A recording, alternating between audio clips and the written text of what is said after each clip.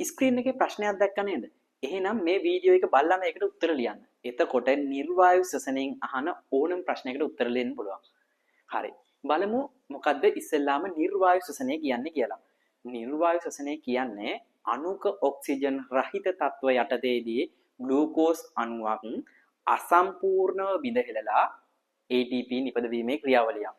මේකෙදි අණුක ඔක්සිජන් නැති හින්දා ග්ලූකෝස් අණුව සම්පූර්ණයෙන්ම බිඳ හෙළන්න බෑ. අසම්පූර්ණව තමයි වැඩේ සිද්ධ වෙන්නේ. දැන් අපි යම් බලන්න මොකද වෙන්නේ කියලා. නිර්වායු ශ්වසනය.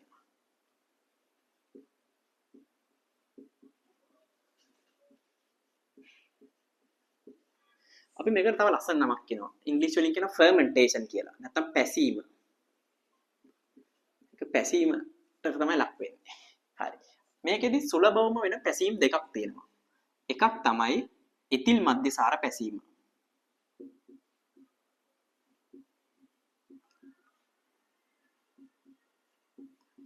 අනිත් එක තමයි ලැක්ටික් අම්ල පැසීම.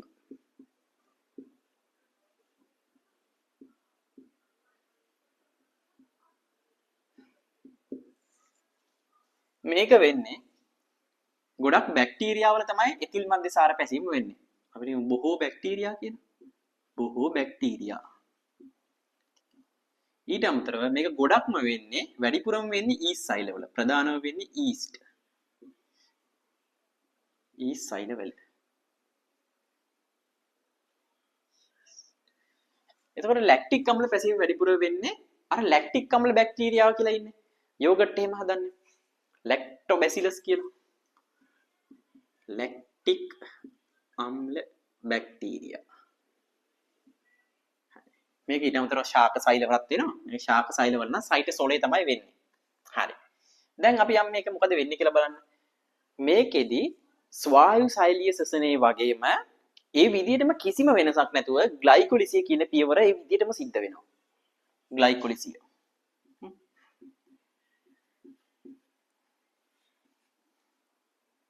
මේ හැදෙන්නේ මොනවද එතකොට? පයිරුවික් අම්ල අණුවක්. පයිරුවේට් කියලාත් කියනවා. පයිරුවේට් කියන්නේ මෙන්න මේ හයිඩ්‍රජන් H+ විදිහට ගැලවිලා ගියාම අයනයක් නේ මේක. එයාට පයිරුවේට් කියලා කියනවා. මේක වෙලා ඉවර වෙද්දී පයිරුවික් අම්ල අණු දෙකක් හැදෙනවා. ඒකම ADP වලින් ATP අණුත් දෙකක් හැදිලා තියෙනවා. හැබැයි කතන්දරේ මෙහෙමයි. ATP දෙකක් හැදෙනවා කියුවට මේකෙදි ඇත්තටම ATP අණු හතරක් හැදෙනවා. හැබැයි මේ වැඩේ වෙන වෙලාව තියෙනවා මේ වැඩේ වෙන අතරතුර. එතකොට තව ATP අණු දෙකක් වැය වෙනවා. ATP අණු දෙකක් වැය වෙනවා. ATP අණු හතරක් හැදෙනවා. එතකොට ශුද්ධ ලාභයේ ATP අණු දෙකයි. ඊට අමතරව NADH ලා දෙන්නෙක් හදනවා. කාගෙන්ද හදන්නේ? NAD+ ගෙන්. ග්ලයිකොලිසිය වගේමයි. දැන් වැඩේ මෙන්න මෙහෙමයි වෙන්නේ. මෙන්න මේ හැදිච්ච පයිරුවික් අම්ල අණුවක් එක කාබන් ඩයොක්සයිඩ් අණුවක් ඉවත් කරනවා.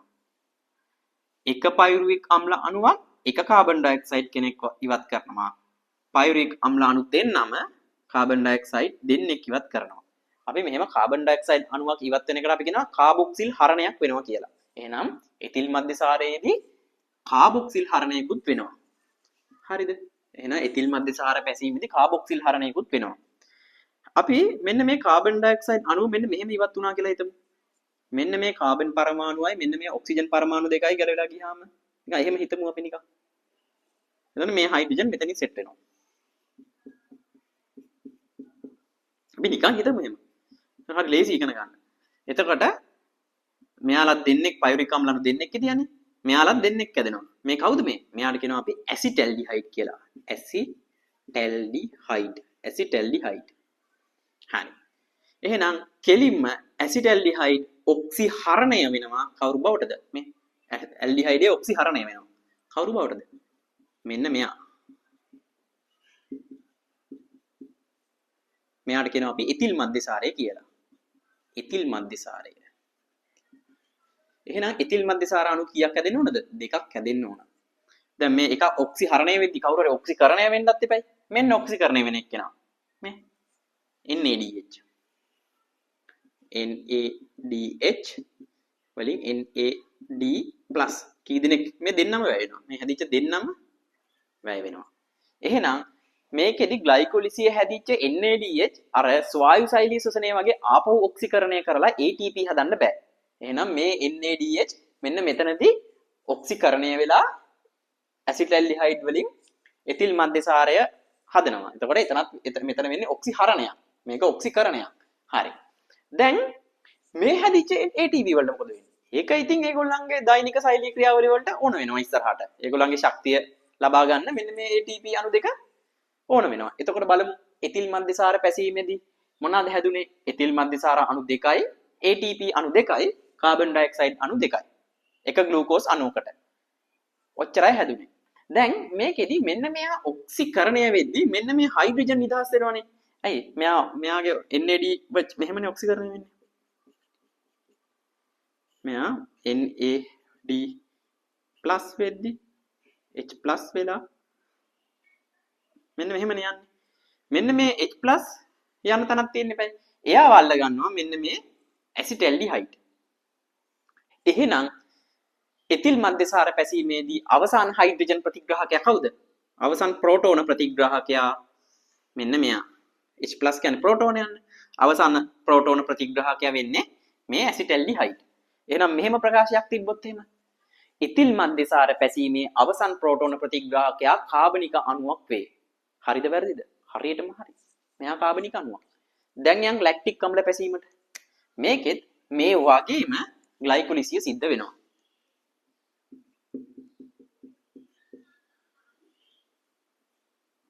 හැදෙනවා කවුද? පයිරුවික් අම්ල අණු දෙකක්. හැදෙනවා ATP දෙකක්. සුද්ධ ඵල මම මේ ලියන්නේ. එතකොට NADH හොඳට මතක ගන්න සුද්ධ ඵල. හරි. මෙතනදී මේ වගේ කාබොක්සිල් හරණ වෙවි තියෙන්නේ නැහැ. කාබොක්සිල් හරණයක් සිද්ධ වෙන්නේ නැහැ. කෙලින්ම මෙයාගෙන් හදනවා ලැක්ටික් අම්ලය. මේ ඉන්නේ ලැක්ටික් අම්ලය.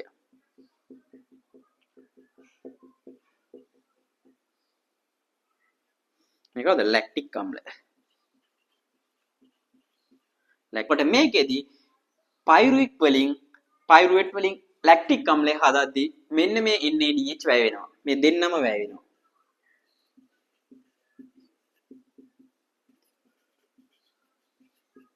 හරි. මේ NADH ඔක්සිකරණය වෙද්දී ප්‍රෝටෝන නිදහස් වෙනවනේ. මේ වගේ H+ නිදහස් වෙනවනේ. ඒවා ප්‍රතිග්‍රහණය කරන්නත් කෙනෙක් ඉපයි. ඒවා අල්ල ගන්නත් කෙනෙක් ඉපයි. ඒවා අල්ල ගන්නේ කවුද? වෙන කවුරුත් නෙමෙයි. මෙන්න මේ මෙයා. කවුද? පයිරුවික් අම්ලය. පයිරුවික් අම්ලය. හරි. එහෙනම් ලැක්ටික් අම්ල පැසීමේදී අවසන් ප්‍රෝටෝන ප්‍රතිග්‍රාහකයා නැත්නම් අවසන් H+ ප්‍රතිග්‍රාහකයා වෙන්නේ කවුද? ලැක්ටික් අම්ලය. ඒකත් කාබනික අම්ල අණුවක්. එහෙනම් ලැක්ටික් අම්ල පැසීමේදී එතිල් මධ්‍යසාර පැසීමේදී අවසාන හයිඩ්‍රජන් ප්‍රතිග්‍රාහකයා කාබනික අණුවක් වේ කියලා තිබ්බොත් ප්‍රකාශය හරි කියලා ගන්න පුළුවන්. එහෙනම් ලැක්ටික් අම්ල පැසීමේදී අවසානයේදී දැන් නිපද වෙලා තියෙන්නේ කවුද? ලැක්ටික් අම්ල අණු දෙකයි ATP අණු දෙකයි. ඒව තමයි ලැක්ටික් අම්ල පැසීමේදී ඵල බවට පත් වෙලා තියෙන්නේ. හරි. දැන් මේකෙදි මෙන්න මේකේ වගේ CO2 නිදහස් වීමක් සිද්ධ වුණාද? නැහැ. එහෙනම් ලැක්ටික් අම්ල පැසීමේදී කාබොක්සිල් හරණයක් සිද්ධ වෙන්නේ නැහැ. කාබොක්සිල් හරණය සිද්ධ වෙන්නේ එතිල් මධ්‍යසාර පැසීමේදී විතරයි. හරි. දැන් අර ඉස්සෙල්ලාම තිබ්බ ප්‍රශ්නේ මම ආපහු දානවා. ඒකට උත්තරේ කමෙන්ට් එකක් විදිහට දාන්න.